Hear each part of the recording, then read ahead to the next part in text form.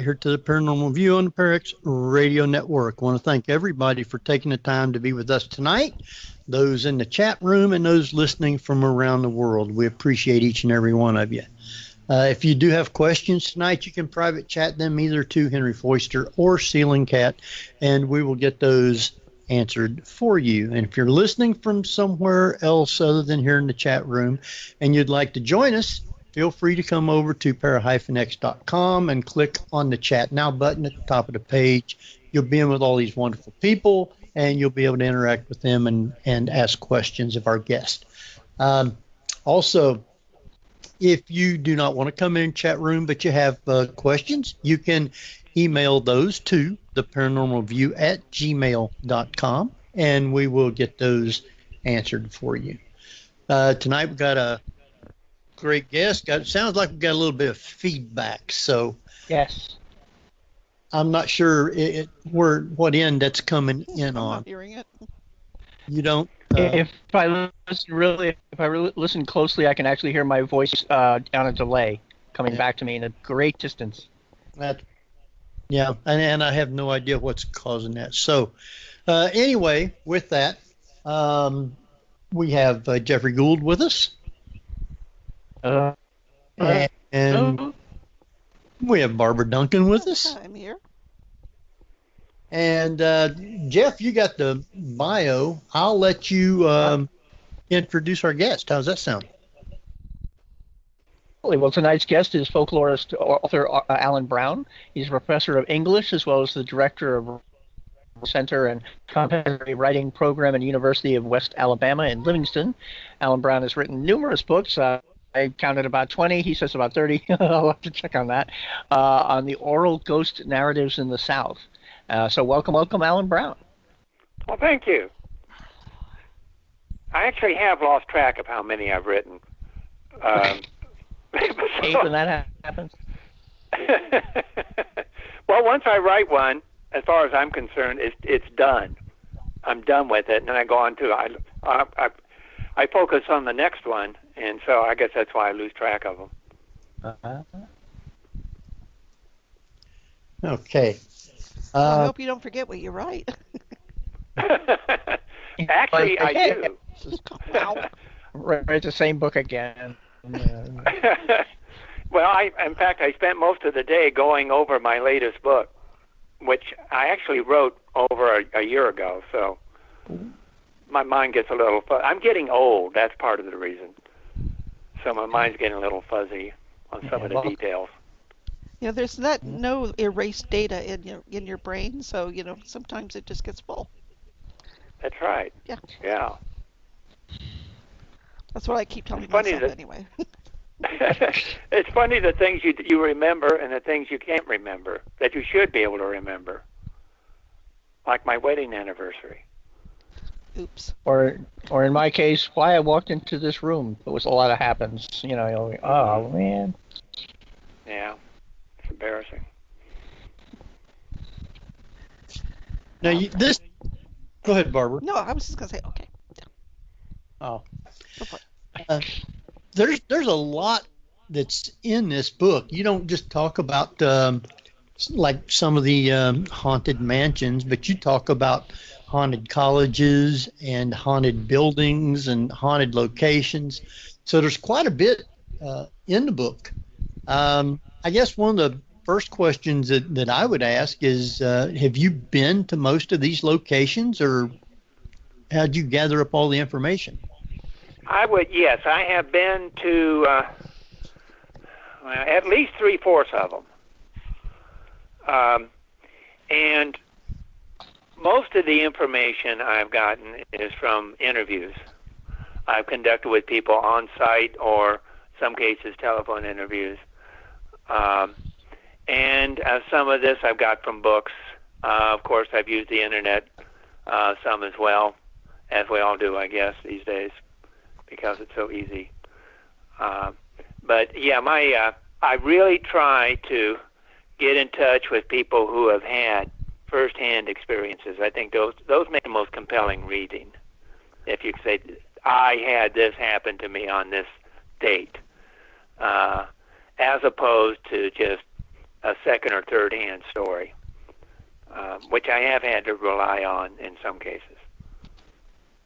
How willing are people to talk to you about their paranormal investigation or paranormal incidents? Well, I'll tell you, it has become a lot easier to collect ghost stories from people after 2005, when the TV series Ghost Hunters came on. I'm not a huge fan of it. I did watch it religiously, I will admit, because they went to a lot of places I've been to.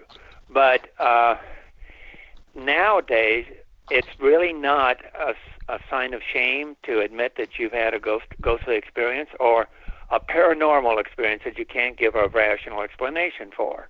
And people are more forthcoming with their stories.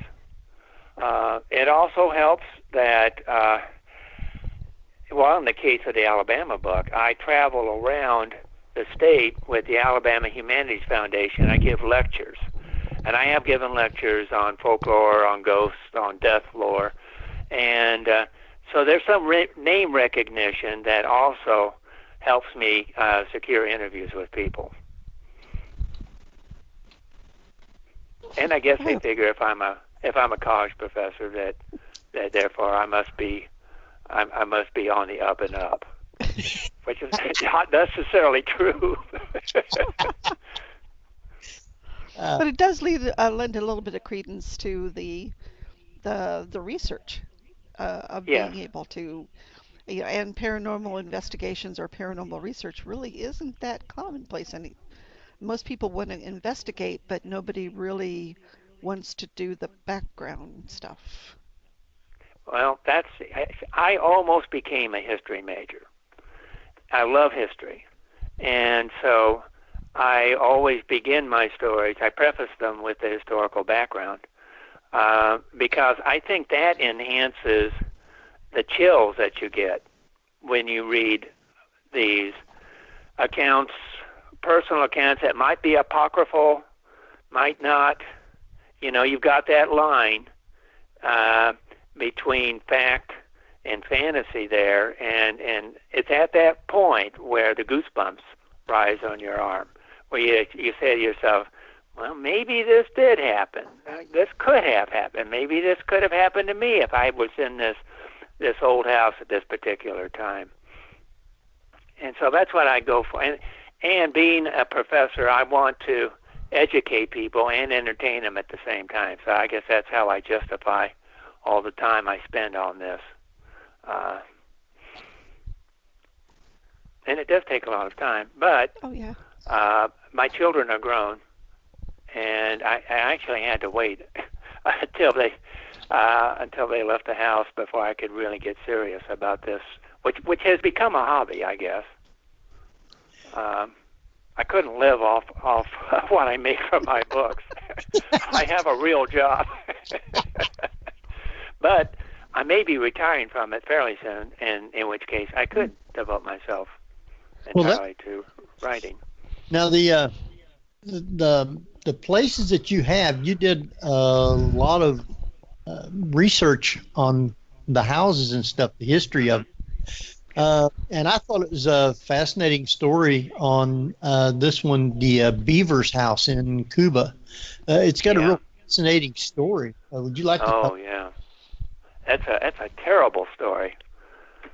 Well, it was originally a plantation house built in the 1850s, and in the 1970s there was a 69-year-old woman who lived there. She was a music teacher, piano player, organist. She had just come home from a church social, turned on the lights. No, I'm not even sure she got to turn the lights on. She walked in the front door, and there were two guys inside her house. They had escaped from a prison in Oklahoma. And one of them grabbed her and slit her throat in the doorway. And the blood soaked into the wood. Well, they robbed her. They took what they could and escaped. They eventually killed them in a shootout. This would have been 1971, I believe. And the people who own the house now, the Munozes, Linda and Charlie Munoz, very sweet people. And they're very artistic, so they have a lot of parties at the house. And some of their guests have smelled lilac perfume, which is an old scent. And they have heard they've heard sounds. There was actually a colleague of mine who stayed there. Linda's his aunt, and he stayed there for about a month. And he went there late at night to get some internet equipment, and he felt cold. In fact, he hadn't even turned the light on. He felt cold. At the same moment, the Munoz's dog started barking outside. And he hightailed it out of there really fast. And this guy is an experimental psychologist, and he does not profess a belief in spirits, but he insists that he can't explain what happened to him there. And those are the kind of interviews I love. You know, there are some people who want to believe in ghosts. They want to see ghosts. And sometimes I think they talk themselves into believing this. But this guy didn't want to believe it. And I'm really surprised he let me use his story because of that. But beautiful home. It doesn't look like the Munsters' house. Doesn't look like a haunted house at all. But there have been people who've gone there who have felt uneasy. But Stacy Beavers she's not a malevolent spirit by any means. And I would guess that, I don't know. I guess there is some kind of emotional attachment to the house, because she did love it and restored it herself. And well, there's another incident that occurred that is actually kind of funny. They had a Halloween party there one night, and they had a friend of theirs was playing ragtime on the piano, and Linda had some of the kids up in the little belvedere up the top. They were stargazing, and they heard this crashing sound, and they ran down the stairs, and a big cabinet with a big cabinet with a glass door had fallen over. Had never done that before, and the glass, for some reason, the glass didn't break. It never happened again. And Linda told me she thinks it happened because Stacy Beavers didn't like ragtime music and objected to it being played on her piano, so that's why she pushed the thing over. Wow. Well, it sounds reasonable. Reasonable. Everybody's a music critic. Yeah. But it brings to a question of how many people, and does it lend more credibility to the fact that they don't want to believe in ghosts and are coming forward with these stories? About how many people in your books honestly don't believe it, what they witnessed or saw? Well, I would say the majority of them probably are leaning toward believing before these things happen to them. But then I have some that really are very logical, level-headed, rational people. My wife is one of these. She is a retired math teacher. She actually offsets me since I'm the English professor. But she's the one that has all the ghost experiences when we go to these haunted bed and breakfasts and haunted restaurants. I don't. I want to have them. And all these things happen to her, which is kind of ironic in a way, because she is so level-headed. And people tend to believe her when they tell her, this happened to me, and I can't explain. I'll give you a good example. We went, it's about 5 years ago. We were in Key West, Florida, and we went to a bed and breakfast called the Artist House, and we were asleep on the second floor, and this was in the summertime, so Marilyn had her feet sticking out from under the covers, And she said about 2 o'clock in the morning, the door opened. She heard footsteps come in, and someone or something pulled the covers over her feet. And then she heard the footsteps exit the door. And these things happened to her so much, she really wasn't scared. She was more intrigued by it. Well, she told me the story. It was about 8 in the morning. So I reached over for my glasses from the nightstand, and where I always put them, and they were gone. And I looked all over that room. I couldn't find them. I was getting frustrated. So I pulled my suitcase out and was going to pack it, and my glasses were underneath the suitcase. There's no way I would have put my glasses under the suitcase. Yes, seriously. So, and I have no rational explanation for that. But like I say, people are more likely to believe her than they are me, because I do spend so much time with this subject. And I really like Edgar Allan Poe, too, and I like horror movies. That sort of thing. But I had one of my favorite ghost stories came from our bookkeeper at our auditor at UWA at the university. I teach at University of West Alabama, and he his name was George Snow. He died last year. And George told me that he was getting ready for an audit, and he was in a building that used to be a girls' dormitory. There were 3 fires there, and the last one was 1915. They rebuilt it in 1916. He was in his office, which is at the end of a long corridor on the 2nd floor, and he's all by himself. It was 9 o'clock at night. He was thirsty, opened the door, started to walk down the hall, immediately smelled, again, lilac perfume, that old scent.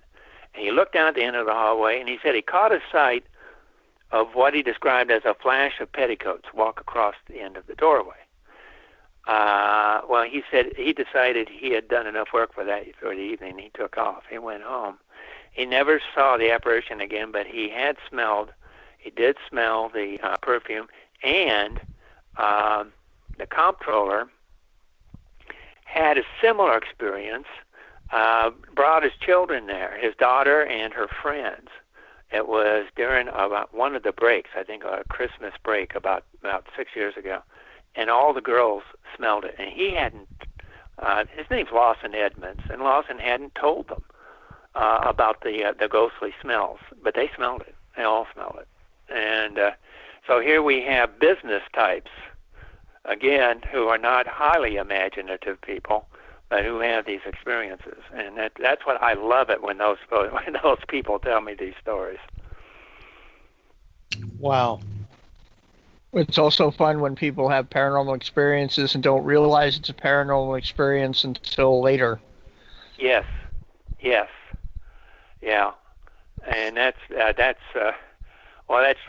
shocking to them, and it's shocking to the reader too. And if you describe it correctly, mm-hmm. as just a mundane event that doesn't really have any paranormal overtones until you get to the end of it, and then, oh my God, there it is. Yeah. This was really a ghost I was talking to, let's say. And well, you mentioned your university. How haunted is your university? Oh, it's haunted enough that I give ghost tours. Cool.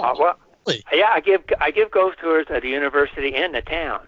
Now, Livingston, Alabama is very small, so we start at the what they call the Board Well. Livingston used to be a resort town. It has a spring, so we start there, and then we walk through the historic part of town. It was settled in the around 1835, and so we walk through there. Then we go back to the campus, and we walk around it. And yeah, we have all kinds of haunted places there. Last fall, the Student Affairs Office promoted the heck out of my annual ghost tour that I give on Halloween. We had over 200 people there. It was amazing. But by the time I was done, my throat was raw. I should have brought a microphone, but I didn't, so I had to scream for an hour and a half. Jar of honey while you're at it. Yeah, yeah. I'm going to definitely bring a microphone this year.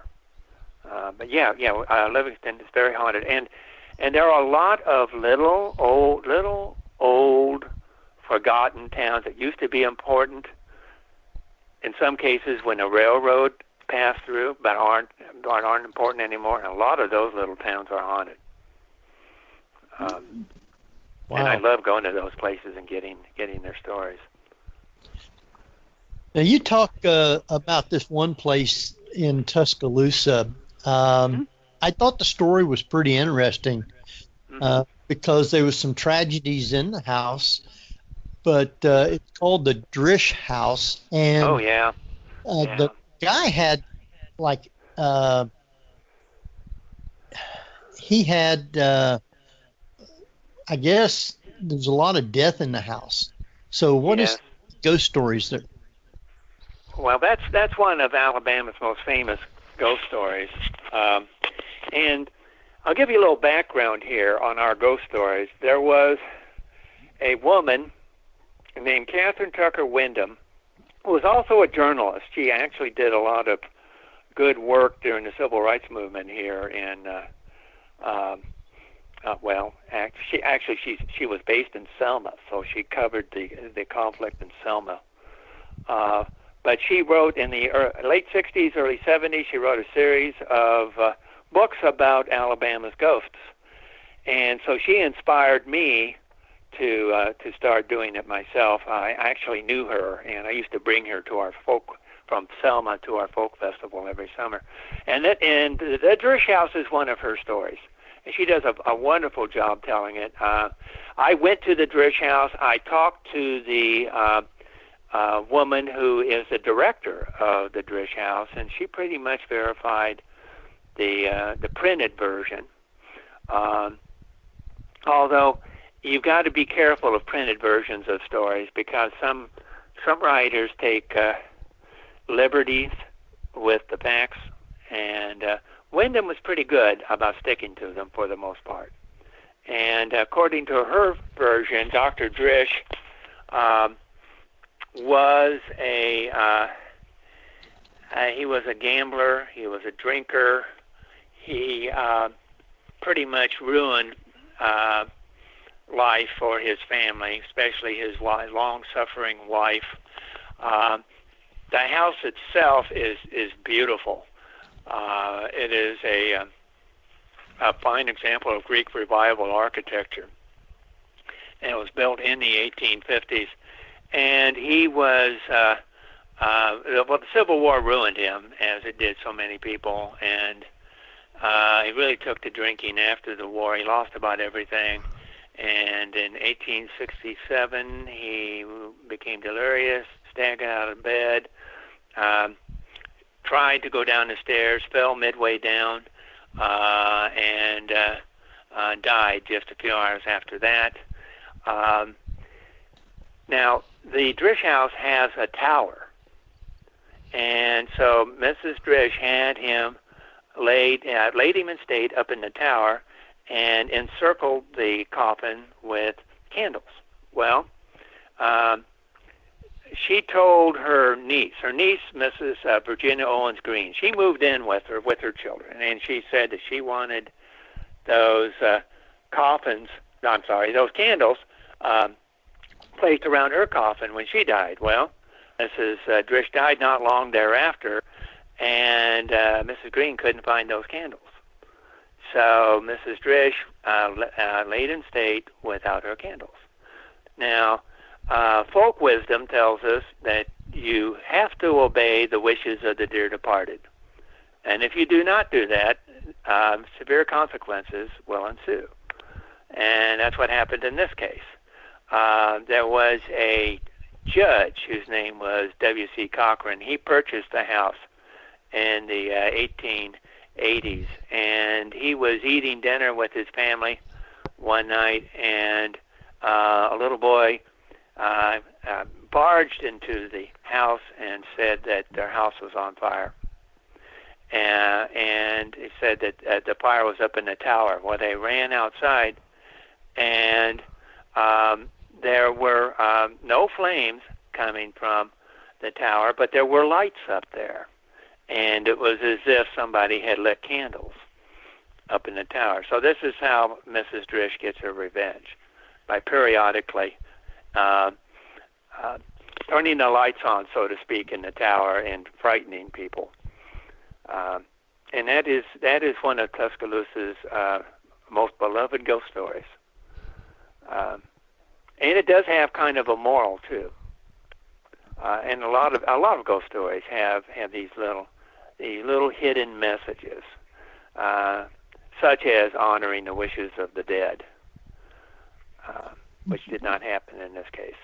Did they ever find the candles? No, I don't believe so. No, I did ask the director, and no, they did not. At the time I was there, they were doing a lot of restoration. The building underwent a lot of changes over the years. They used it as a school. They even moved an auto parts store into it, and there's a famous picture from the 30s with this big tire on the front of the building, and the name splashed across the side. So it's been improved on many years, and they were working on it when I was there. And a ghost hunting group had just been there, and they had done some experiments with toys. They had a stationary camera set up, video camera, and they captured a little toy truck, I guess it was, that moved across the room very slowly, but it moved. And I think that all of the structural changes they've made in the building has stirred up the spirits. This happens over and over again. A house becomes dormant, at least from a spirit sense, until people move in and start knocking down walls and laying down carpeting or whatever, and then the spirits become active, and that's what's happened with the Drish house. And it will remain active for a while, I think. Wow. And there is really, go ahead. No, go ahead, Henry. No, that's all right. Go ahead. Well, I was just going to ask if it's a lot of, well, you said Greek style housing. If a lot of the housing down there with the wood and the marble, etc., is going to be holding on to that energy. So even if you refinish the wood, it's still going to release some of that. Yeah, that's true. And that is one of the theories as well. That's why all these antebellum mansions, so many of the antebellum mansions are haunted. But I don't think you can underestimate all the suffering that went on in these places too. Oh, definitely. Not just from the owners of the house, but from the servants or slaves. Down here, we tend to call them servants, but they were actually slaves.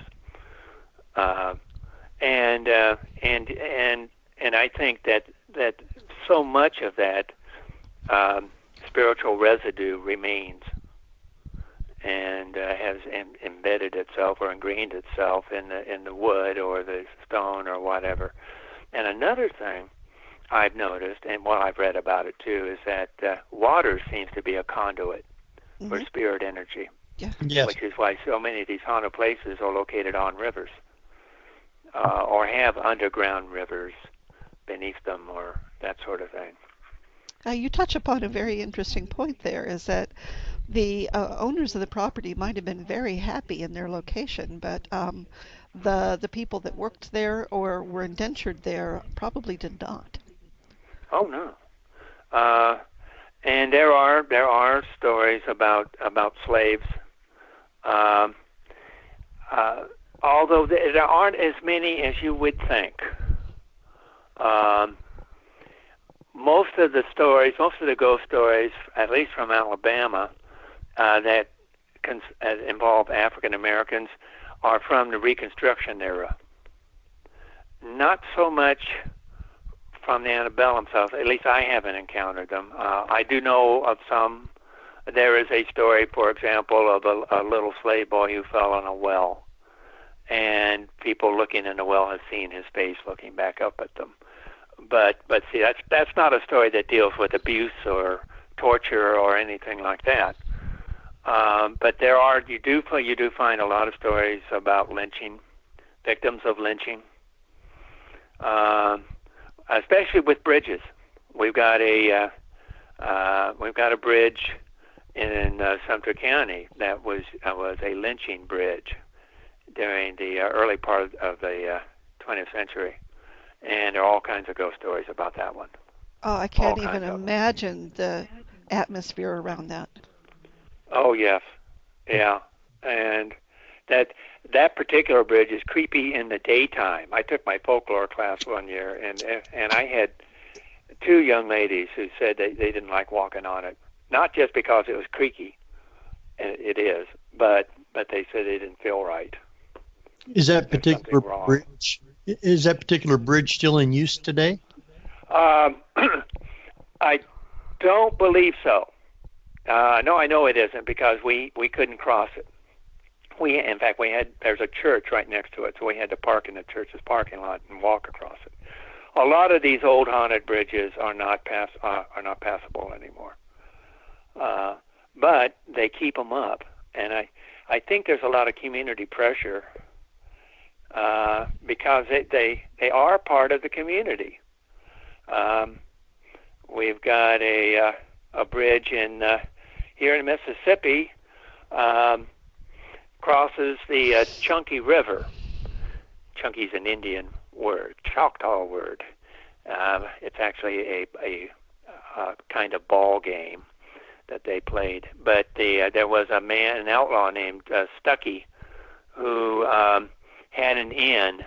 He was part of the Dalton gang. This would have been in the 1870s, and he would walk across the bridge and wave his lantern, and fat boats coming down the Chunky River would pull off and spend a night in his inn, and then he'd knock them in the head and kill them and steal from them, and there were at least 20 bodies buried around that bridge that they have not discovered yet. And so they eventually hanged him from the bridge. So late at night, people see that light on the bridge. People have heard his body fall from the bridge into the river. I went out there one night. Actually, it was a Halloween night. I went with a radio crew, local radio station. Boy, that was creepy. And back then, you could drive on it, and we drove on it and stopped on it. And it's amazing how your imagination works overtime in an area like that, which is heavily wooded, very remote. I don't think we saw anything, but at the time, we were creeped out just being there, for sure. And that area is known for Stuckey's Bridge. Stuckey's Bridge is one of the most famous bridges in Mississippi, and they're not preserving it, but I don't think they're going to make any effort now to tear it down. They have blocked it off, though, so you can't drive across it anymore. Right. A lot of old bridges are like that. They'll block them off and still don't tear them down. So. Right. Yeah. But people still use them. Right. And traffic. Right. Yeah. Mm-hmm. Right. And some people use them because they have to. That's the only way they can get access to the town or whatever. Wow. And lots of Alabama's like any other southern town or southern state, in that we've got all these crybaby bridges. Yep. Which take different forms. Yeah. Basically the same story. Yeah, I was going to ask you if they were. It's pretty much the standard crybaby story.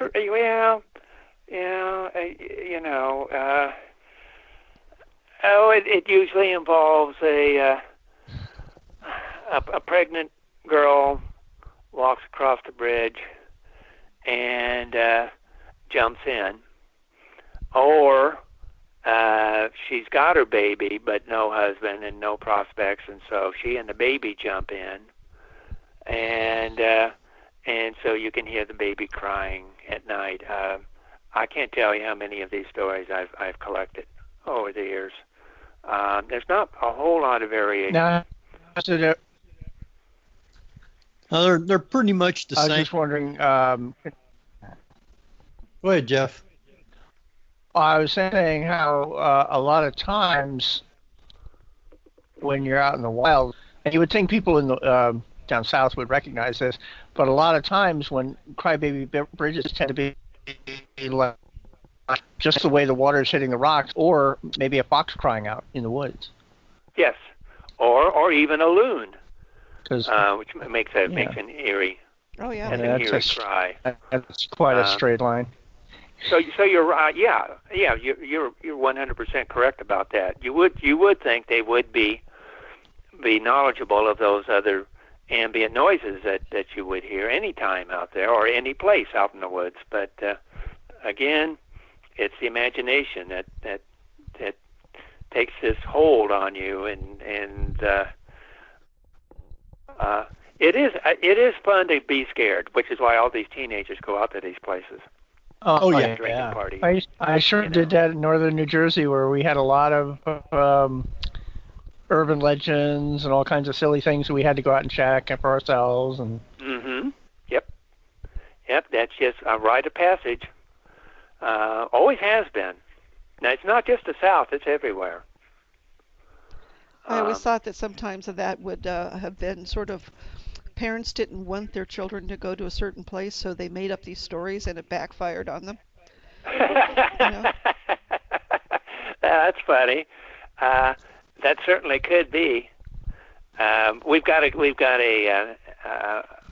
place in Huntsville, Cedarhurst Mansion, which was let's see. The story goes that there was a 15-year-old girl named Sally Carter who was visiting her relatives at Cedarhurst Mansion in the 1850s, and she died for some unknown reason. And they buried her in the backyard between the owner's two babies who had died previously. Well, for years and years and years, it was a rite of passage in Huntsville for teenagers to go out with their sleeping bags and lay them on top of those graves and sleep there.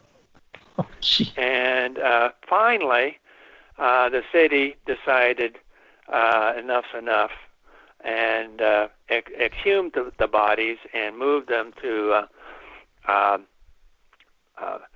Maple Hill Cemetery, and they're in unmarked graves because they didn't want the teenagers to continue sleeping on top of them. So I guess the director of the cemetery knows where they are, but nobody else does. Was it a rite of passage? Yes, certainly. and of course, you know how teenagers are. Boys would intentionally scare the girls, and the girls would hug them and get closer to them. And that's how a lot of these ghost stories are perpetuated. The young people are doing it. You know, we like to think that this is an old story that was handed down from aged grandparents to their grandchildren, sitting around the fireplace on cold winter nights. And a lot of these are. But then there are some that are generated in dormitories. College dormitories are great places to find ghosts. Even ghost stories. Oh, yeah. High schools. High schools, yes. Although I was able to find only one haunted high school in Alabama, and that's in Decatur, Alabama. And there's no real story that goes with it. People see an amorphous white shape floating down a hallway. It's a kind of a disappointment. It's the colleges that are haunted, and I think it's because colleges, for the most part, are residential. People don't live in high schools. Right. And as a rule, don't commit suicide in high schools. But it happens, I guess. But it happens more regularly in dormitories. Yeah. Unfortunately, if that's the case at my university, we had there's a story. Let's see, it's Selden Hall. And the story is that there was a girl who, let's see, one version she cut her wrists and killed herself. Another version she hanged herself. It's always room 214. And a third version, her boyfriend bludgeoned her to death and dipped his finger in the blood and wrote in the mirror, "I told you I'd come back." Whoa. Well, turns out that story is based on fact. And I had this student in class, and it was around 2000 and summertime, and I had like 4 students, and she was in my American Lit class, and it's difficult to get an A in my American Lit class, but she did. She wasn't even an English major. She did. And then it turns out, I found out that the next week, I guess it was, she drank Lysol and killed herself. Yeah, that is not a good way to go. No, horrible way. Well, she was married, and their marriage was on the rocks, and so she killed herself. And I didn't. I really feel bad about it, but I didn't know. Nobody knew. Since then, we have gotten counselors, and so we're doing a better job helping our students with their personal problems. But that's what's happened. That true story has morphed into this fanciful tale of murder or suicide or whatever, and I predict it will continue to evolve as time goes on. Well, sure. It's a legend now, so it's a legend now. Yes, yep. Yes, but it was a factual story at one time. And it's interesting if you can do the history of an urban legend and see how much has been added on over the years. It's kind of like a game of telephone. Things keep adding to it. Yes, and it would be really interesting if you could actually pinpoint specific time periods when those changes occurred. That might reflect social changes or whatever. That might have colored the story somehow. Well, we're going to go ahead and take us a quick break. So just remember, your microphone on your phone will be live. You can just not say anything. Everything will be fine. It's about, 3-4 minutes, something like that. It's not going to be real long tonight. And we'll be back. So, Jeff, why don't you take us out? Yep, you're listening to the Paranormal View on para-x.com with hosts Henry Foister, Ceiling Cap Barbara Duncan, and myself, Jeffrey Gould, with guest author Alan Brown. So stay tuned for more of the Paranormal View after the break. Whether you're listening at home, at work, or anywhere, thanks for making Para-X part of your day. Your source for everything paranormal, Para-X. And welcome back, everybody, right here to the Paranormal View on the Para-X Radio Network. I want to thank everybody for taking the time to be with us tonight, those in the chat room and those from around the world. And I believe I know what all the feedback is, which I will talk to everybody in just a minute. So I want to welcome back Jeffrey. Hello. And Barbara. I'm still here. And our guest, Alan. Me too. Now, Alan, do you have is your cell phone? Is that what it is? No, I'm using the house phone. Okay. He's actually got a landline. Yes. Like I said, I'm old. Hey, landlines have their uses. Yeah. Of course they do. I just thought it might have been feeding back through the cell phone, but if you're not on a cell phone, it's not feeding back through that then. So, well, I don't know what it is then. And it's odd because I can't hear feedback at all. Huh. Well, it's not feedback as such. It's like a time lag. So I don't even have that. Oh well. Like I can hear, I can hear that I'm probably on a time lag of about 3 or 5 seconds. Yeah, Eerie. Jeff just goes off altogether. So. Oh no. Stupid Skype being Skype again. Yeah. Well, we're getting a lot of feedback in the chat room of tonight's guest, Ba-dum-bum. and and I wanted to let you know that you have quite a fan club developing in the good. chat room. Good. One of our listeners wants you to know that your book has cost her money. And it led her What? to it led her I to would a hope so. paranormal team, causing her to get bit by the ghost hunting bug, which has led her to spending a small fortune getting her own investigative equipment. And she says to tell you thank you. Well, good. Good. You know, she could be spending her money on golf clubs and that sort of thing. That's true. This is much So, better. so I'm glad she's doing something that is a little more serious, like proving the existence of a spiritual realm, which is what ghost hunters try to do. There you go. Yeah, I was thinking about the lag as it kind of blows any kind of comic timing and making odd little comments. But when you indicated earlier the guy who would flag down boaters to come in and bash their heads and take all their money, I'm like, and just as I was starting to think about it, and you said, well, he got hanged for it, I thought, well, at least that's one Yelp review. Yeah, that's true. Jeff, might be some coming back feedback through your computer. Probably not, no, because I mute and it's still there. Oh, does it? Okay. Yep. All right. Well, I've turned my microphone and everything else, so it shouldn't be feeding back anything through that.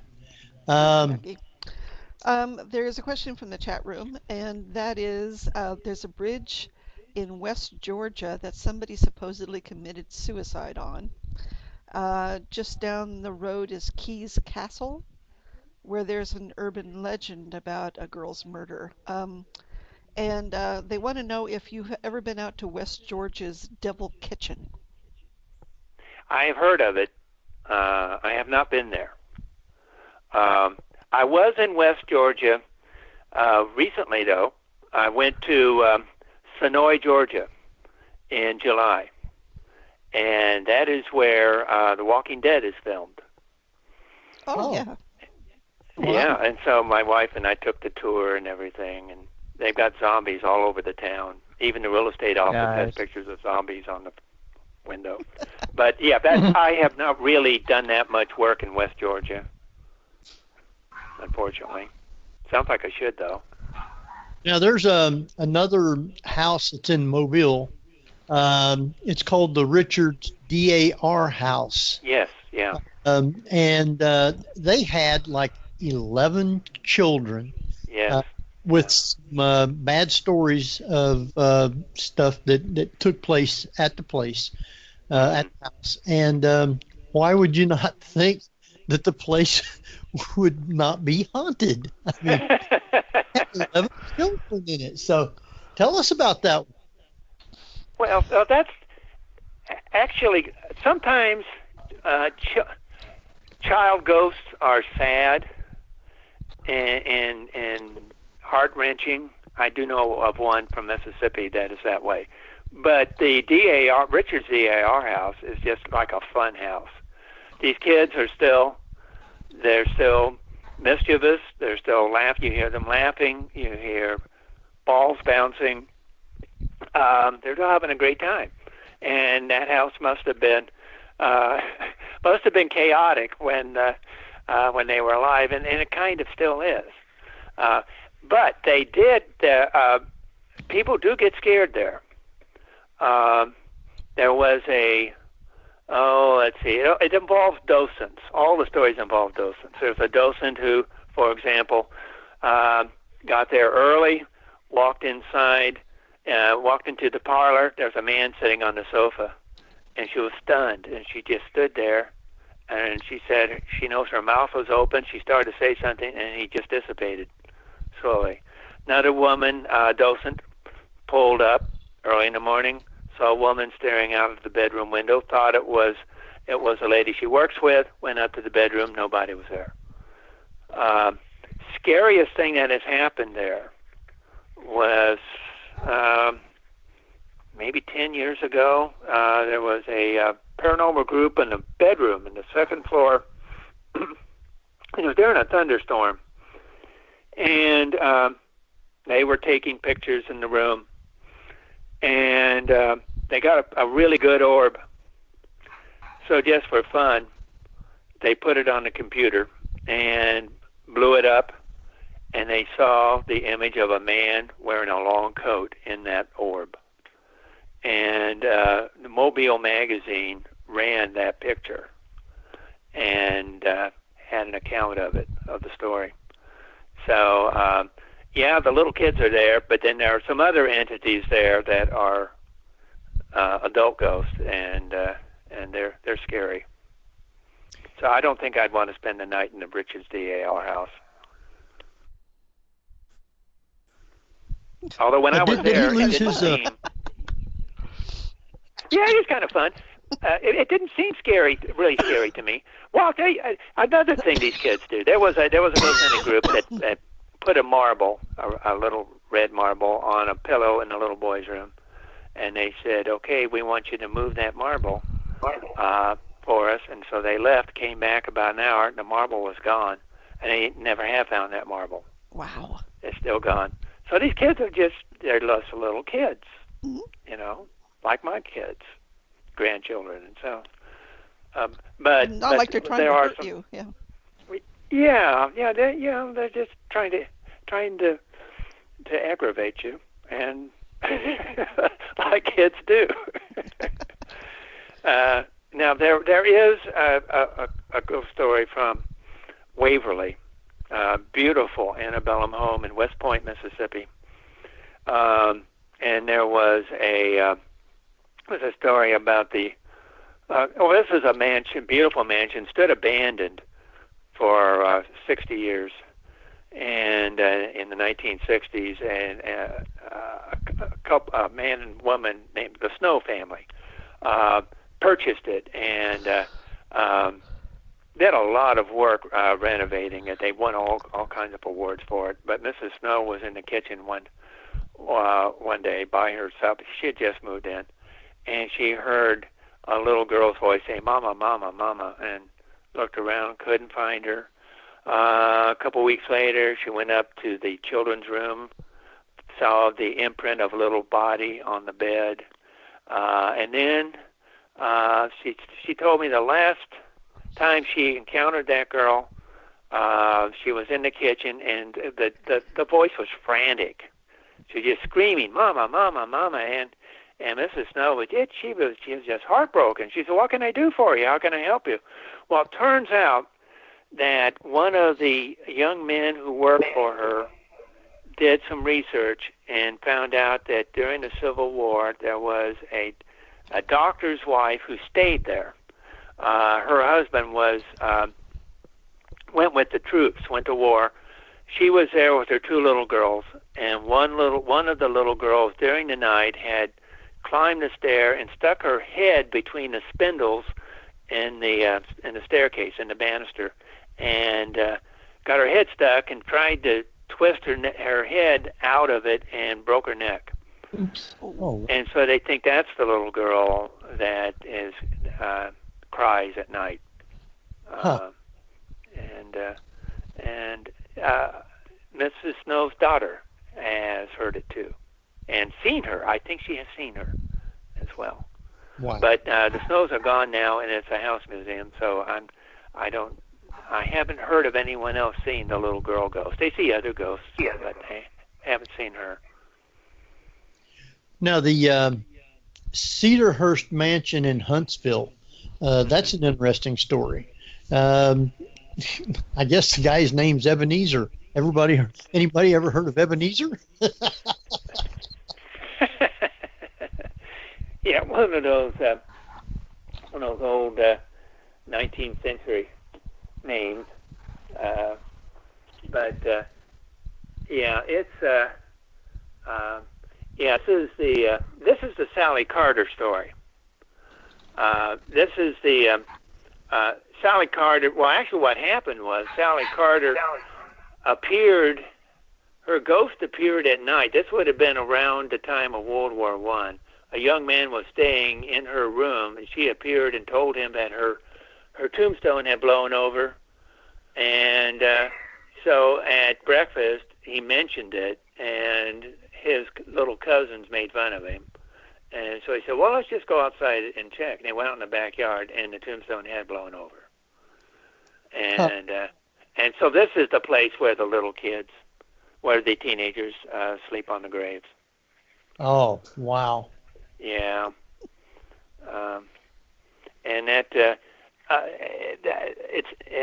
it's frustrating because it's now a private, it's a gated community, and it's used as a clubhouse, and I have tried to get permission to go there and have been unsuccessful. But I have talked to women who belong to that community and have told me some stories of things that have happened. But yeah, that's still an active site. That house is still haunted. Interesting.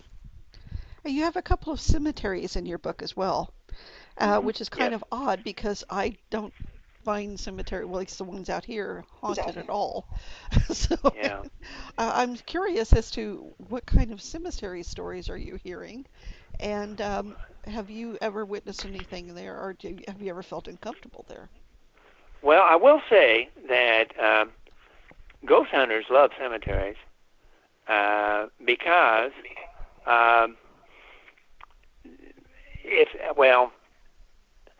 and a lot of ghost hunters go to them because they think, well, you don't have to get permission to go to a cemetery, and you can just go there and spend the night and whatever. Now, that's not totally true, of course. Yeah, there are places where you can get arrested for trespassing in cemeteries at night. After dark. Oh, yeah. And there are, in the South, we have a lot of folk cemeteries, a lot of cemeteries in woods that have been forgotten. At one time, there was a plantation house nearby, but the plantation house has burned down or been pulled down. But the cemetery still remains, but it's overgrown and it's out in the woods. I know of two of these, and they are very, very creepy. I don't know any ghost stories from those cemeteries. I have found ghost stories, however, from city cemeteries,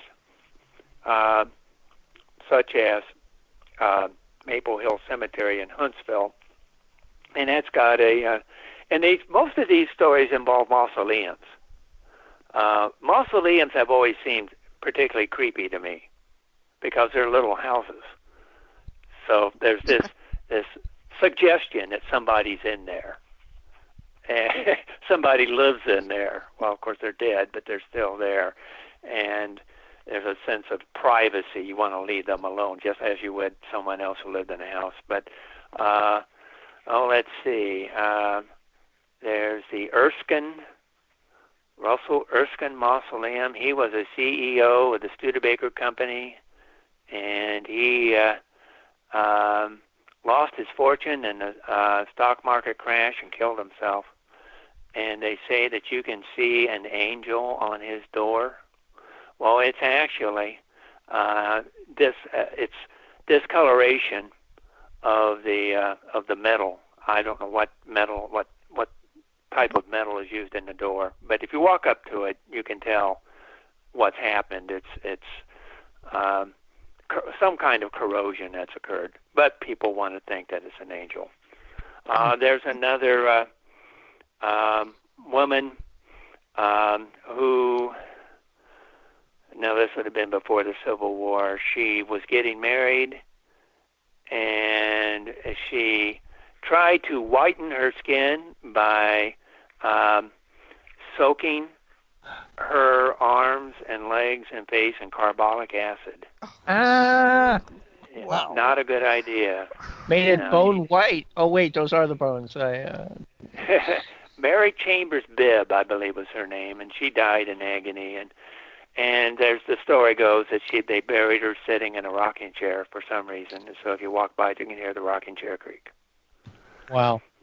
Cool. I have not heard that rocking chair creak. I have tried it out. I try out all of these stories, and they never hold true. Close investigation.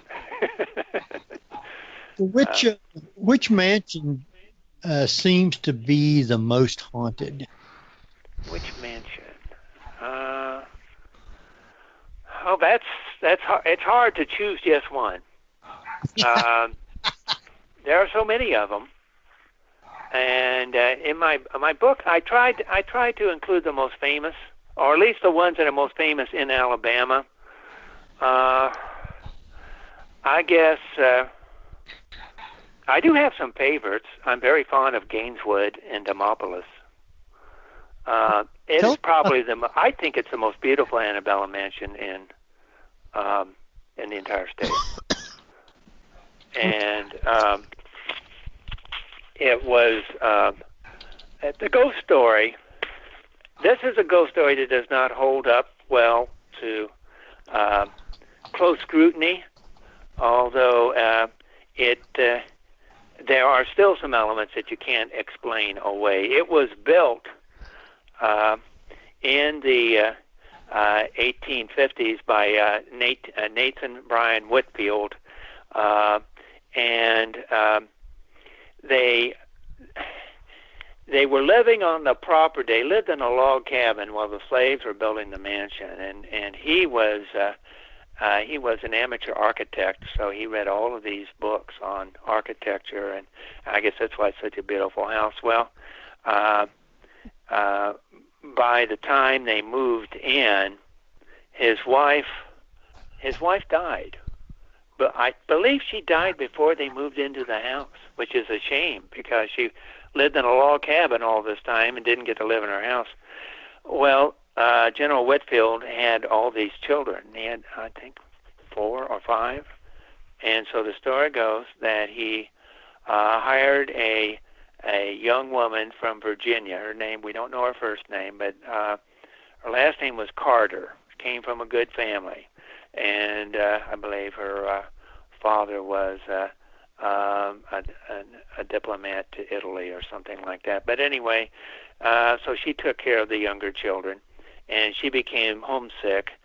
So the general sent for her sister, whose name was Evelyn, and Evelyn lightened up the place. She was very musical. She played piano, the general played bagpipes, and the little kids sang.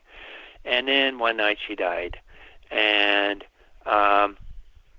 no one knows why. Some say that she died of pneumonia from inhaling the damp air of Marengo County. Others think that she fell in love with a young lieutenant from Napoleon's vine and olive colony that was set up in Demopolis in the early 1800s. And story goes that there was an argument outside of the house, and he took her engagement ring off her finger and threw it in the bushes and left. And so she died of a broken heart. As she lay on her deathbed, she promised the general, or she made the general promise that he would bury her in Virginia. She didn't want to be buried in Demopolis in Alabama. And so he promised. The problem was she died in February, and the roads were impassable. They were muddy, wet, and so he had to wait until the roads dried out before he could transport her back to Virginia. So story goes that he had the slaves carry her coffin down to the basement, down to the cellar, and they stuck it underneath the stairs, and there she remained all winter long. Well, needless to say, the slaves reported hearing footsteps going up and down the stairs at night, and crying sounds from the basement. Well, when the roads dried out, the general was very pleased to get rid of her, so he had them bring her back up, and they carted her back to Virginia, thinking that the noises would stop. They did not stop. Continued well into the 20th century. I interviewed an elderly woman who told me that during World War I she had a sleepover at Gaineswood, and she and her little friend were up in a bedroom on the second floor, and they heard someone playing Stephen Foster songs on the piano. They ran downstairs, and not only was nobody there, but they realized that the piano didn't work anymore, that some of the keys were even missing. And this lady was adamant that this really happened to her. And I interviewed some docents for my book, and they smell flowers. They smell gardenias. One of the docents smelled them, and her son, who worked there, smelled them too. And she hadn't told him about the odors. So it's interesting how ghosts manifest themselves in different ways.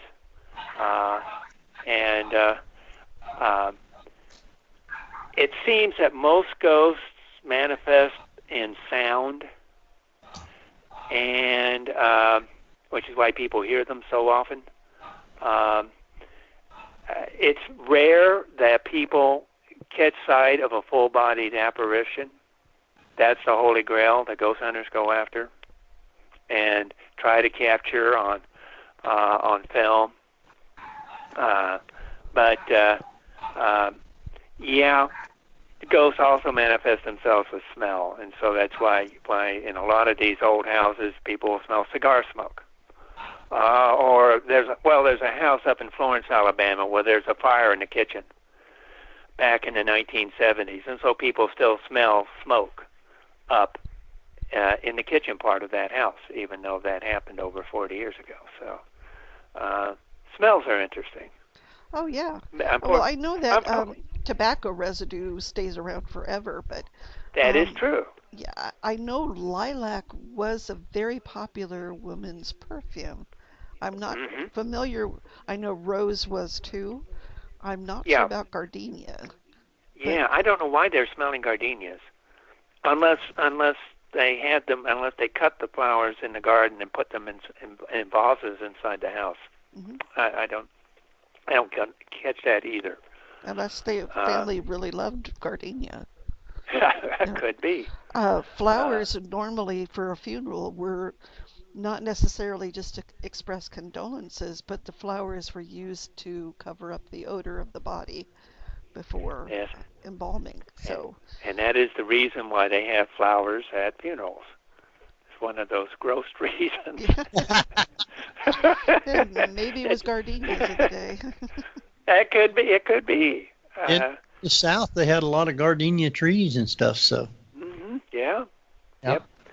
There's another haunted house in Demopolis, Bluff Hall, which General Whitfield had built for a relative, I believe, maybe his daughter. And I interviewed the woman. Her name's Kathy Leverett. She was the director of the Chamber of Commerce, and in the 1990s, she and her daughter and some friends spent the night there, and they heard a little boy crying at night. They were sleeping on pallets and sleeping bags on the first floor. They heard someone upstairs, and so Kathy walked up the stairs. All of a sudden, she stopped. She felt cold. She looked down. There's a little boy standing next to her with tears in his eyes, and she just caught sight of him for a few seconds, and he vanished. And so she went back downstairs and sat in a chair trying to make sense of what she had just seen, and she looked up and she saw him again. He was standing in front of her. Again, just lasted a few seconds. I told this story, I think Kathy told it, to the young man who was the director of Gaineswood at the time. He did some research and found out that Confederate General Leonidas Polk had a grandchild who stayed there while his mother was having another baby in New York, and the little boy died of yellow fever, I think it was, and he was like 7 or 8. And so they still hear that little boy crying. And there's another one of those sad children ghost stories. I've not spent the night there, but I have been to Bluff Hall, and it's not nearly as fancy as Gaineswood. Gaineswood is a palace. They even did some special effects with mirrors. They've got these Corinthian columns inside the house, and the mirrors make it look like the room goes on and on and on into infinity, but of course it doesn't. Nice. Yeah, it's a very nice touch. 19th, again, we're talking pre-Civil War here. So this was a man who really studied up on his architecture. Now, when you find these restoration houses, I'm sorry, restored houses, I should say, not the restoration period. How original is the furniture in the housing as well? Now that's a good question. Yeah. It just depends. I believe that in Gaineswood, just about everything's original, but that's because the same family owned the house for generations, and then the state took it over. It's the houses where different families lived in them, or the house was broken up into apartments. Those are the ones where the furniture is gone. So, some people believe that spiritual energy imprints itself on objects. And I think there might be something to that. My wife has she loves antique stores, and it creeps me out when she brings things home. Because you wonder, what else has she brought home besides this antique music cabinet that the door opens by itself occasionally. It just pops open. It's got a little magnet in it. I guess maybe the magnet is not as strong as it used to be, but it's just, kind of scary to have that in your house. But I do wonder if maybe the houses that have the original furniture aren't maybe more active than the ones that don't. I don't know if you could prove that or not. Yeah. It's an interesting idea, though. Yeah. Well, what brought it up was you're talking about the mirrors, too, and that's also one of the locations people keep saying they see ghosts is in mirrors. Oh, yes. Yeah. Oh, yes. Yeah, you got to be careful with that. The most famous ghost mirror is in the Myrtles down in St. Francisville. Mm-hmm. I have been there. People say you stare at it, you can see faces. Well, what's happened is this is a very old antique mirror, and some of the mercury on the back of the mirror has peeled off, so you've got these splotches in the glass. And that's what it is. There are no faces in that mirror. Mm-hmm. Now, some people might disagree with me about that. I would worry looking in the mirror and see no face. Yes, that would be scarier. Yeah, that is true. Well, I guess if you looked, and if you focus on one of those splotches, you wouldn't see your face. Well, that's true. But, that's true. Well, and also the lead glass in the windows also has a really interesting effect. It does. Well, then you've got the ripple effect on that old glass, too. Oh, yeah. That can play tricks with your eyes. And we've got a house here in Meridian. Meridian is only 38 miles from Alabama, which is why I live here. I carpool to Alabama, and we have an antebellum house called Marihope, and they have a lot of weddings are held here. And a photographer showed me a picture she had taken outside of the house, and she blew it up, and in the window you could see what she said was the face of a cat in the window. Well, I looked at it, and she planted that seed in my mind. And so when I looked at it, well, of course I saw the cat. But if she hadn't told me about the cat, I probably wouldn't have seen it. And it's antique glass, too. And I'm sure that accounts for that weird image. Right.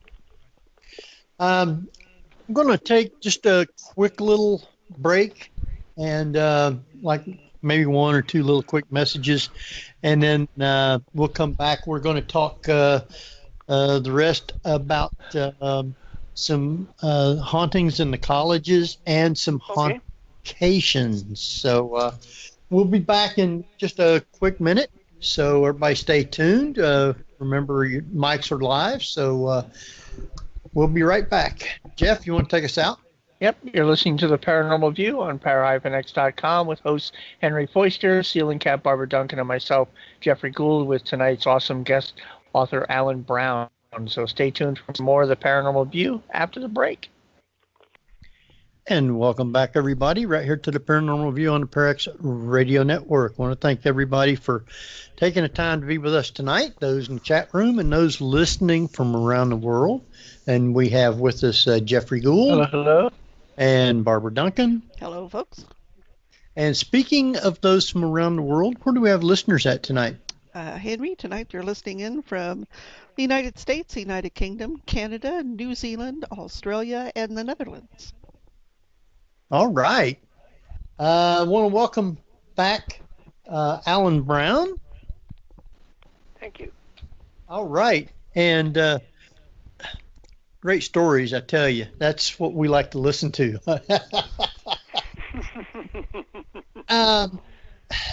You had one of the colleges called Huntington College.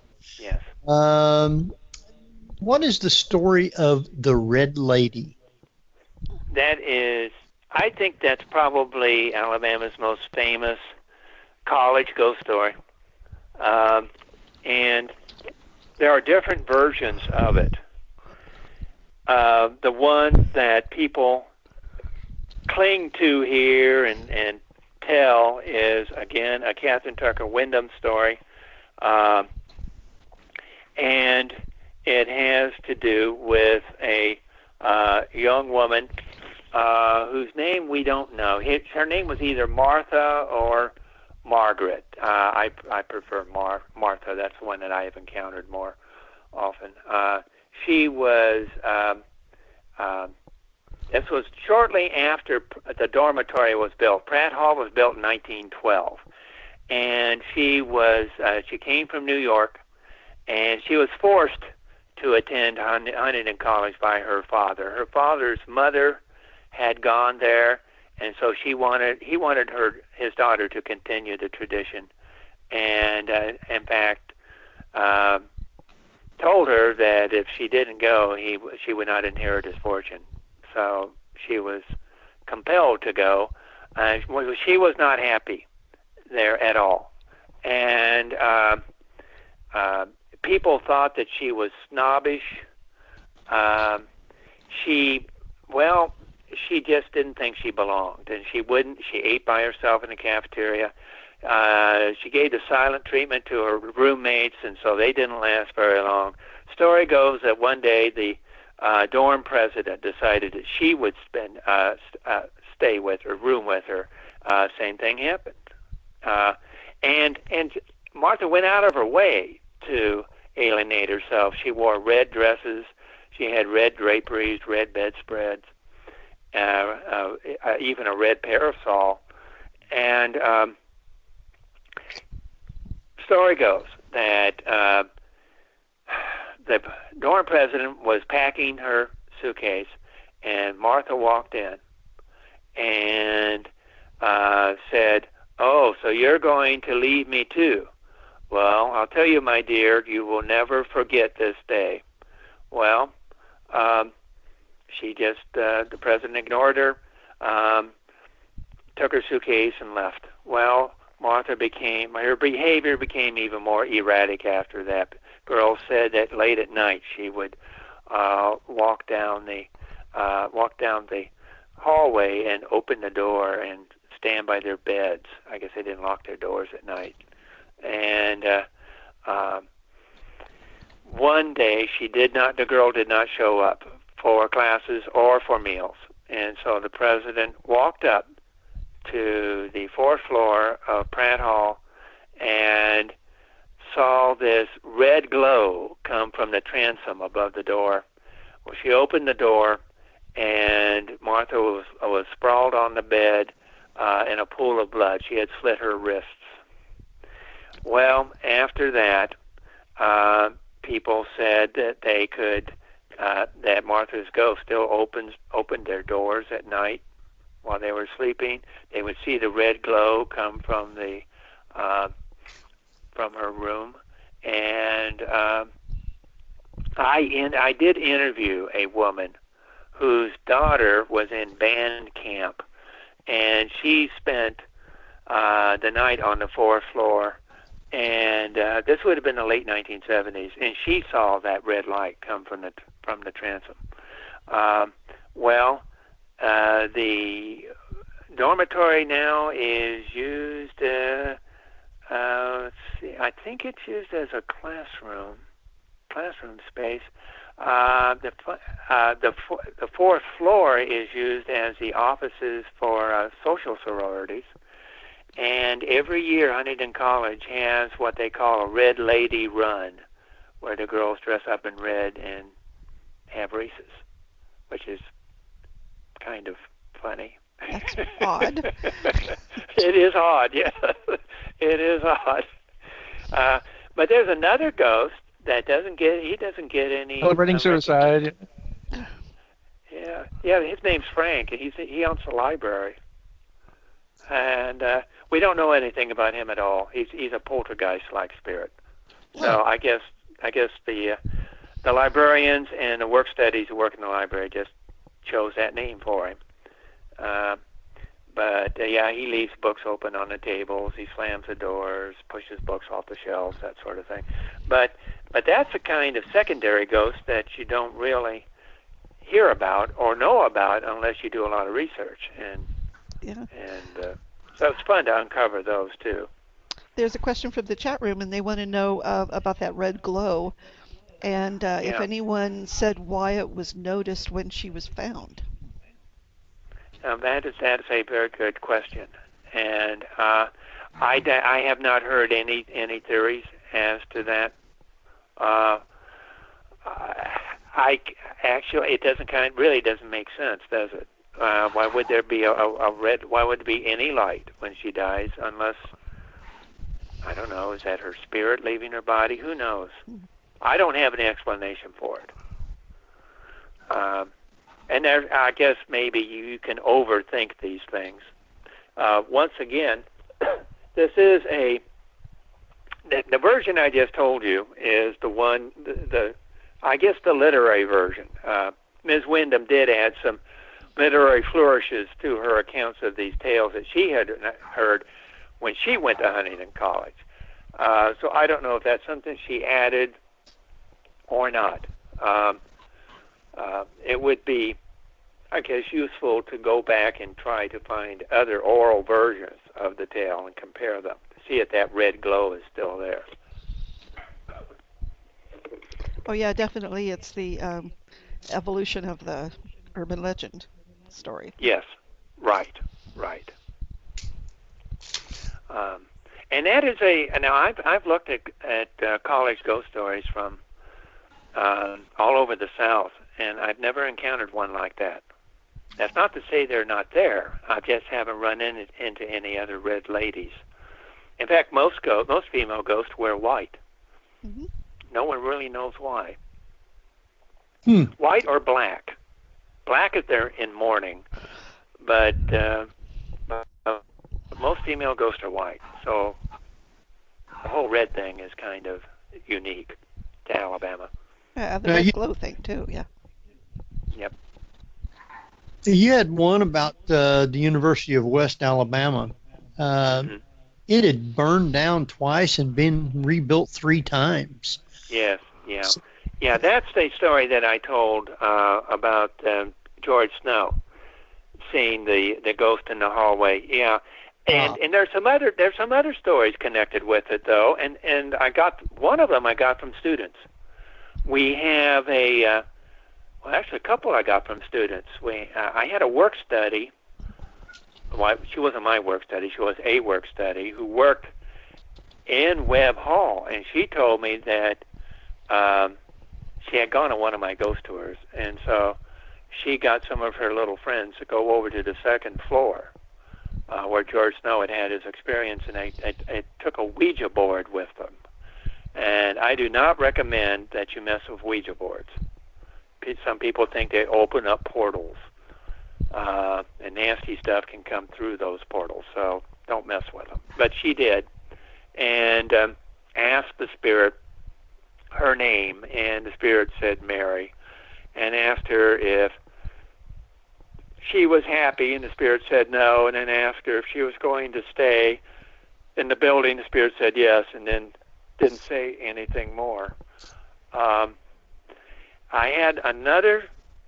talked to another student who was an escort. We have, actually it's a pretty nice program where female students who, like, let's say, work in a library or studying in a library late at night and have to walk across campus to their dormitories, they can call the physical plant, and they will contact some young man who will escort them across campus. And this one couple was walking past Webb Hall, and they looked up and saw a blonde girl staring out the window at them.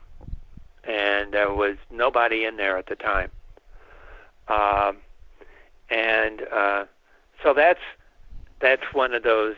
I think Webb Hall is definitely one of the most haunted places. The library is probably the most haunted place. And I even did an overnight investigation there one time. And I didn't get anything. Nothing happened to me, but we had some ghost hunters with us, and they got some EVPs that were kind of interesting. But it was built in 1960. One of the ugliest buildings on campus. It looks like a cracker box. Wow. It really is. Well, the hauntings began in 1996, and they began in May of 1996. I had a student who was a veteran of the Persian Gulf War, Ray Jordan. And Ray told me that he was studying for a psych final, and he had squirreled himself away back in one of the cubby holes in the library, and he fell asleep. And he woke up just enough time to see the lights going off one at a time.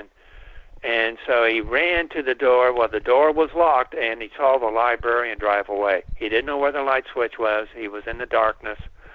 So he went up to the circulation desk, called up the physical plant security, said they'd send over somebody to let him out. So Ray sat in the chair, just trying to forget where he was, and he said that, now we have some street lights in front of the library, and in the glow of one of the lights, faint glow, he said he saw a woman walk up and down the stacks.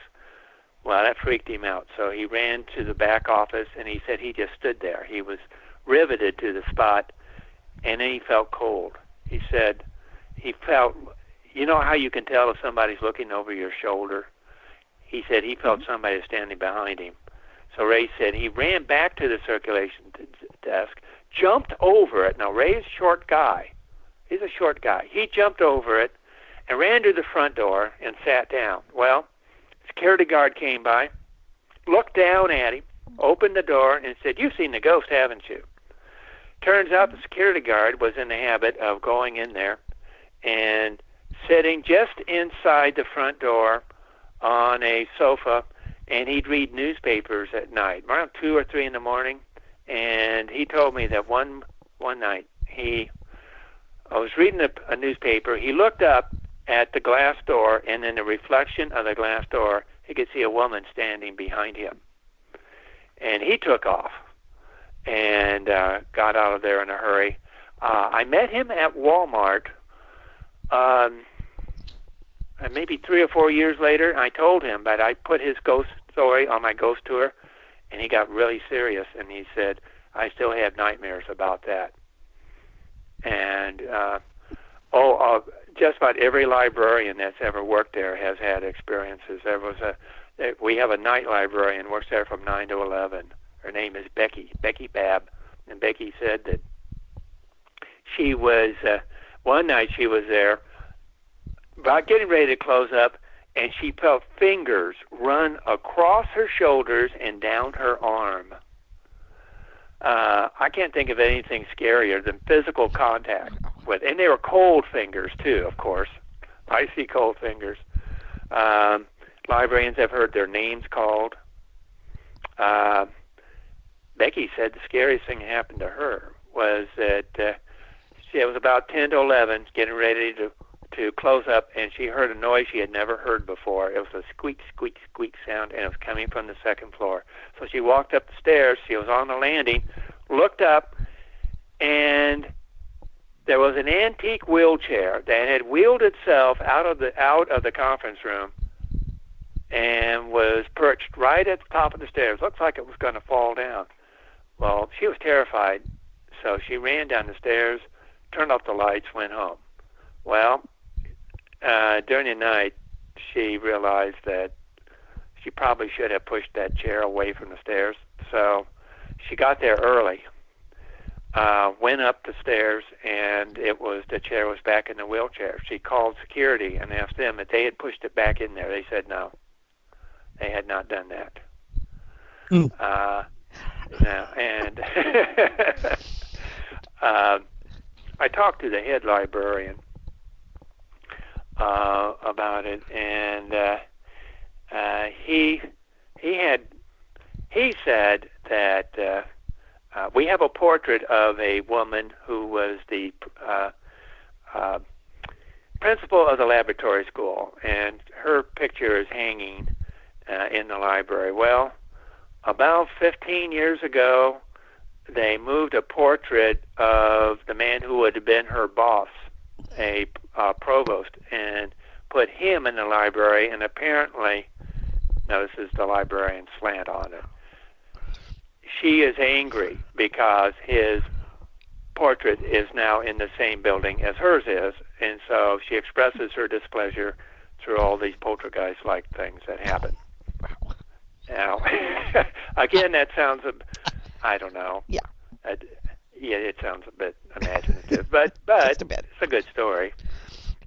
I was going to ask you if what was going on in the library before that. It doesn't sound like there was any. No, there was. Yeah.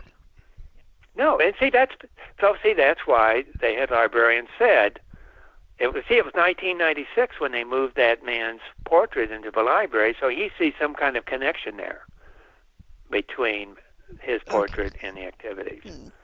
Wow. So I don't know if there's a connection or not, but yeah, nothing. Well, I've been there since 1986, and I hadn't heard anything about any stories until Ray told me his.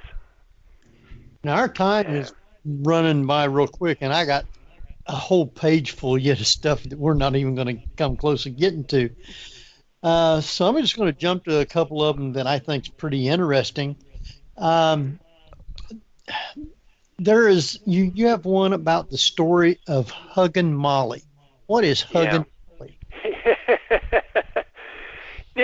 It's in the wiregrass country of Alabama. It's down south. It's a southeast part of Alabama, and when you drive into Abbeville, they have this big, I don't know, it looks kind of like a plaster sign, and it says, "Welcome to Abbeville," and it shows this little boy being chased by this huge witch-like creature.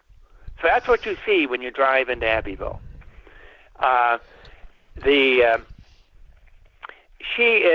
Huggin' Molly is supposed to be 7 feet tall, and she'll squeeze children if they're out late at night. Now, obviously, this was created by parents or grandparents to keep children inside the house before it got dark.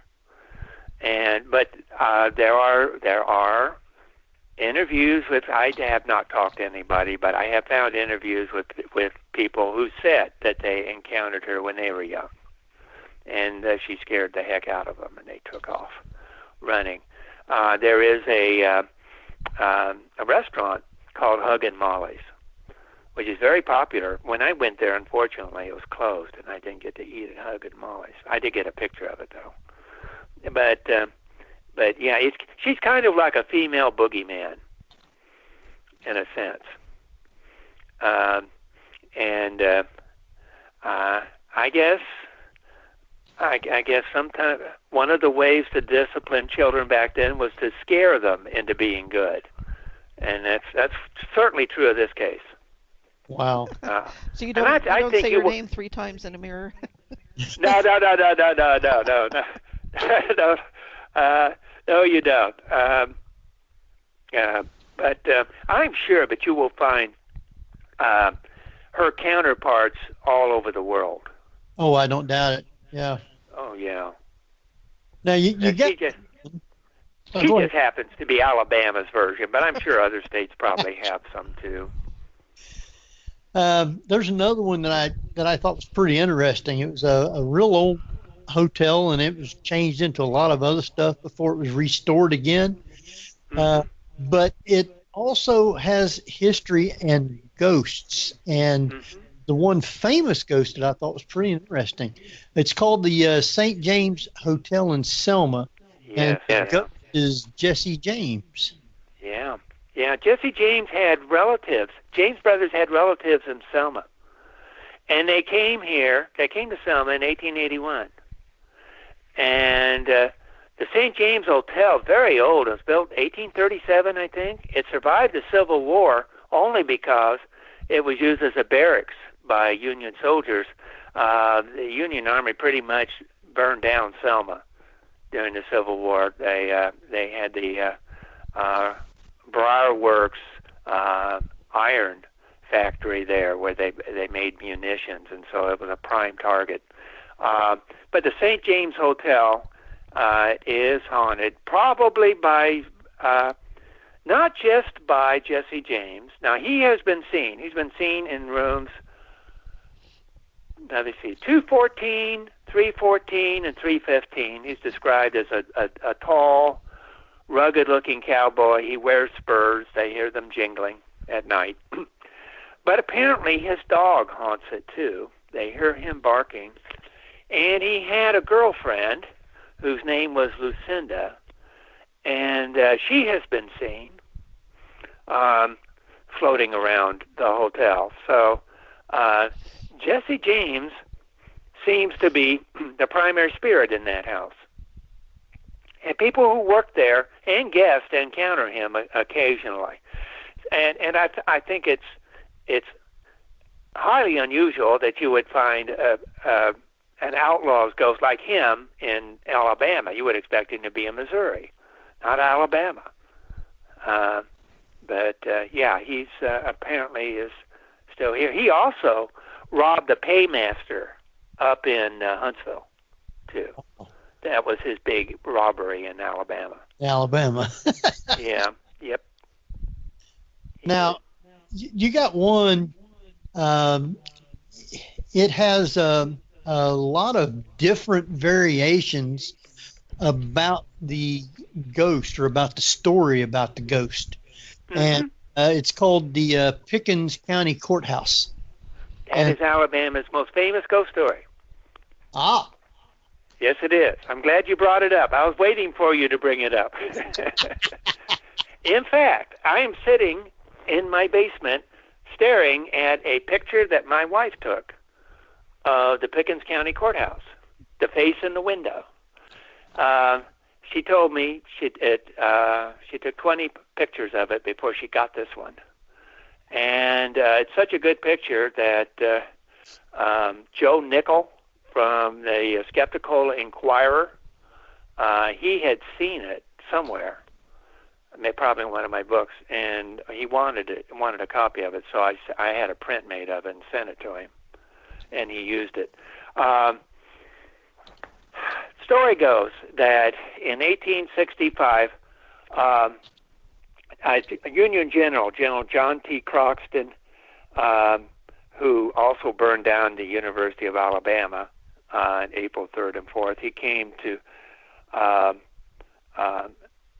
Carrollton, Alabama, and burned down the courthouse. Well, the people pulled together their resources, and they erected another structure out of wood, And in 1876, the unthinkable happened. It burned down again. Well, the populace wanted justice. They wanted to pin it on somebody. So the sheriff decided to blame a mean-spirited black man whose name was Henry Wells. Henry was no fool. He found out about it and he took off. He was gone for 2 years.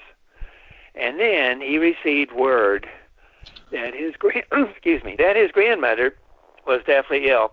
So he returned to Carrollton under the cloak of darkness, and the sheriff was waiting for him, and he captured him and took him to the courthouse and locked him up in the garret, very top.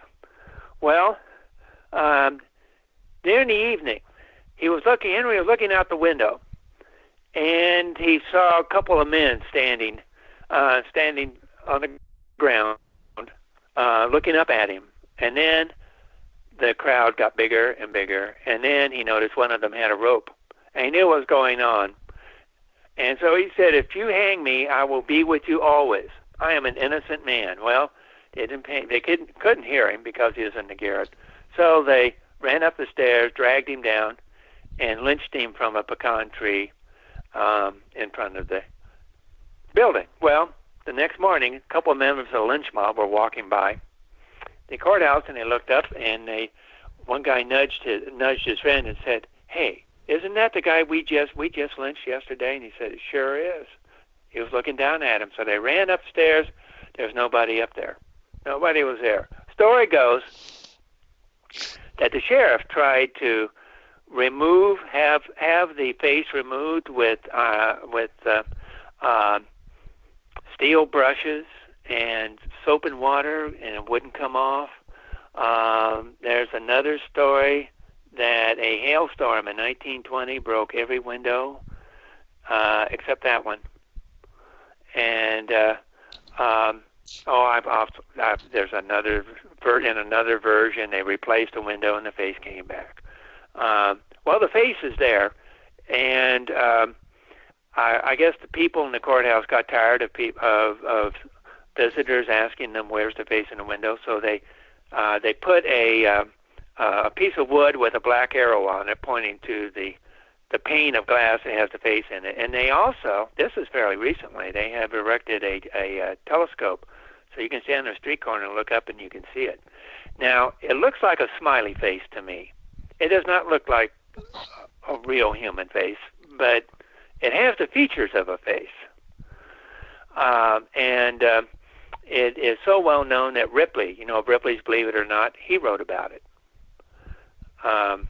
Ghost hunting groups have spent the night inside the courthouse. It's no longer a courthouse now, it's a museum. They have spent the night there, and I think they've had various experiences.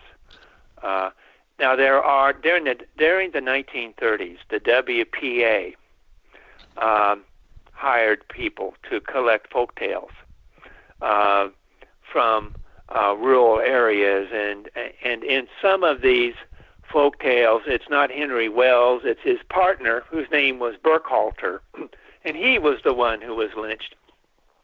Oh, now I've interviewed people from that area, from Carrollton, who have told me that, an African-American lady told me that Henry Wells was accused of raping a white woman. And so that's why he was lynched. So you do see different versions from different ethnic groups and racial groups. Even though it's the same basic story, the elements are different. And that's why I put all those different versions in my book, because I thought it really spoke to how folk tales are transmitted. Sure. Especially when you have different racial groups that live contiguously to each other, which is what's happened in the South, of course, for generations. Has anybody matched up if there was a known photograph of this gentleman with the picture? I don't believe so. No. The fact that the details are very, very sketchy. There was a bounty hunter who probably provided, I think, the most accurate period account of it. and he claimed to have captured Burkhalter and Henry Wells, and he interviewed them, and Burkhalter said that Henry burned down the courthouse because of their indictment papers that were kept there. And as the bounty hunter was, his name was Honeycutt, by the way. As Honeycutt was apprehending them, he shot Henry, and Henry later died of his wounds. So it now appears that it's actually Burkhalter, but Burkhalter was not lynched. So we don't really know all of the facts in this case. Once again, the version that most Alabamians pass down now is Captain Tucker Wyndham's version, which is the one that I told you. Wow. Well, we're down to just about 6 minutes left, if that much. But just for a couple of minutes, I'd like to talk about this one that we've had a famous place where I know lots of different people has gone to investigate, and we've had people from Parax go down there. I've always wanted to go but never made it, and that's Sloss Furnace. Oh, yes. Oh, yes.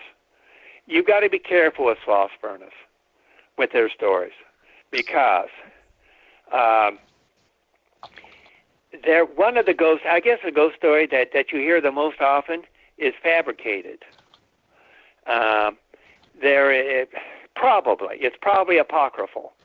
The story goes that there was a foreman whose name was Slag Wormwood, he was mean to everybody, and he would push people down the stairs if they didn't move fast enough, and finally the guys who worked for him got sick of it and pushed him into one of the furnaces, and so his ghost actually pushes people down the metal stairs as they're walking. There is no proof to that story. I've not found any, and I've interviewed people at Sloss Furnaces, and they have told me that they don't know where that story came from. But they have during Halloween they have a haunted house there. They call it the Sloss Fright Furnace. Brings in a lot of money. You can't imagine how many people go to that event, and a lot of people did die. In fact, 67 people died there, and most of them died from falling into the molten iron. Most famous example, 1887, and there's a newspaper from the Birmingham Herald Age, a newspaper article about a guy named Calvin Theophilus Jowers, foreman, who worked at the Alice No. 1 furnace, and he was in charge of this crew that was taking the bell off the furnace, and they're going to lower it into the furnace and melt it and replace it with a new bell. Well, Calvin had a hold of the rope. He slipped, and the bell fell into the furnace, and he fell on top of the bell, and he was incinerated. They got this pipe and a piece of sheet metal and lowered it down, and they were able to retrieve his head, his bowels, and a foot. And his ghost has been seen in the shimmering heat.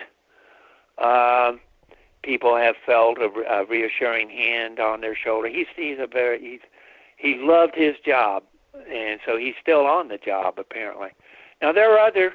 Actually, I think it's probably safe to say that most of the people who died there were African Americans. They were no workman's comp, no safety procedures were put in line because it was easy to replace people, and so a lot of them fell into the furnaces as well. Apparently a very easy way to fire them too.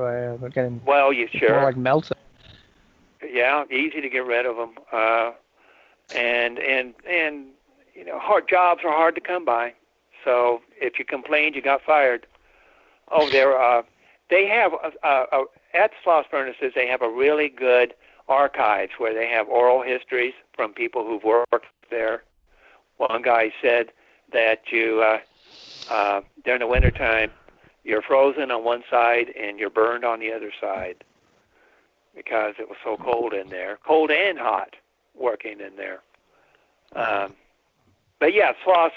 I think it probably is haunted because of all the misery there, without a doubt. That's what I would think too. A lot of ghost hunters, a lot of television ghost hunting groups have been there. Oh yes, and they all collect evidence. Yep. Haven't you been there, Henry? No, I've always wanted to go. I didn't get a chance to go. Dave and Tom and all those went down, and I think there was tornadoes and stuff on their way back, so I didn't get to go. Got one quick one that you can probably talk just a minute or two about before we have to wrap up, and it's called the Boyington Oak. It's a cute little story. Yeah. Okay, I'll try to tell that one quickly. Takes place around 1835 in Mobile. There was a printer named Charles Boyington who was accused of murdering his roommate, whose body was found in the cemetery. And there was circumstantial evidence that convicted him. And the story goes that on the day he was to be hanged, he said that he proclaimed his innocence and said that he would return as proof of his innocence somehow. Well, after he died, they buried him in a potter's field across from the cemetery, and a giant oak tree grew from it. And it's still there. It's called the Boyington Oak. I went there, and I've been there a couple of times, got a picture of it in my book. And there is a legend that when he died, before he was lynched, he had some acorns that he put in his pockets of his pants to make sure that the oak tree would grow. We don't know for sure.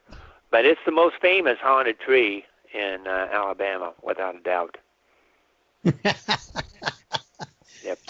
Told them they all didn't have the right person, and an oak tree would grow out of my grave just to prove it. Yep, and it has. And the neat thing about Mobile is that people go there. For years they have gone to the cemeteries and had picnics, and they still do it. I believe they still do it in Mobile, and that's how these cemetery stories get spread. And I think that's why that particular story has lasted so long, and the fact that that massive oak tree is still there too.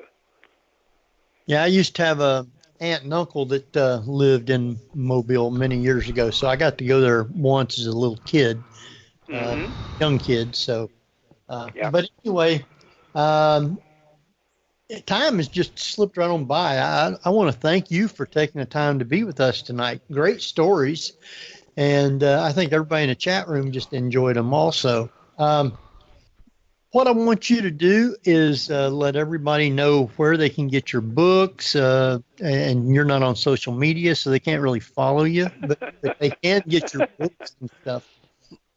Yes. Yeah. Well, my books are available on Amazon. My first name is A-L-A-N, not A-L-L-E-N, A-L-A-N, Brown. And most of my books have been published by the History/Arcadia Press. So if you log on onto their website, you can get them there. You can, and as I say, get them from Amazon. I believe you can get them digitally as well. Now, The Haunting of Alabama that I've just been talking about, that was published by the Pelican Press in Gretna, Louisiana last year. And it's on Amazon, but it's not quite listed with the rest of your books. But on the report page, I'll have a link of. I've found at least 22 titles I've linked. Thank you very much. Very good. I actually feel kind of ashamed that I haven't done it myself, but like I say, I'm busy writing all these things. Now, we want you to stay on for a few minutes till after we're off, and then we will. Okay. Talk with you for a minute or two. So our time is run out. We will be with you again next week, and we have Kayla Ambrose with us with her book, The Awakened Dreamer. So, very interesting book. So, with that, I'm going to let everybody say good night. So, this is Henry Foister.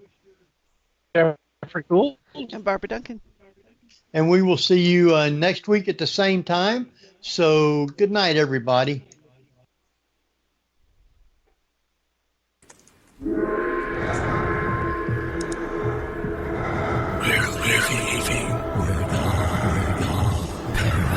Paranormal View. Come back and visit us again if you dare. You've been listening to the Paranormal View on the Para-X Radio Network. The Paranormal View.